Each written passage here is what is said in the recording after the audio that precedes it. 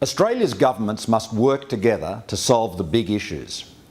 Our economic plan is designed to ensure that as our economy transitions from the mining boom to a wider and more diverse economy, we continue to deliver the vital services and infrastructure Australians expect.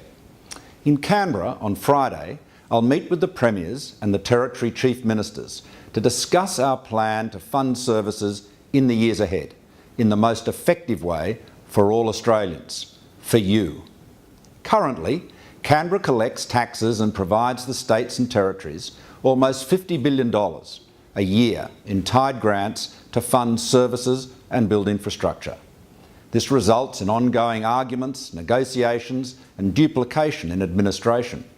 In many areas, responsibility is far from clear, and the only thing in ample supply is finger-pointing and blame. We're all sick of it. A way to solve this problem would be to give the states and territories a proportion of personal income tax. Rather than demanding money from Canberra, they would be raising money themselves and be accountable to their own voters. The focus of governments should be about delivering better services, not arguing over funding. The key principles will be that this is not about increasing the total tax take. Any income tax surrendered by the Commonwealth to the states would be offset by a reduction in Commonwealth grants to the states. Taxpayers would not notice any administrative change. The Australian Tax Office would continue to manage the collection of income tax. So, clearer lines of responsibility, less duplication, more open accountability.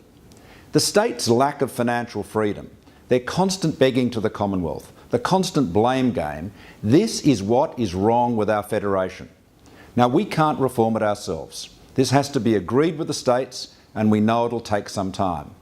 But the question for all of us is this: do we want to keep complaining about the issue, as we have done for decades, or do we want to do something about it?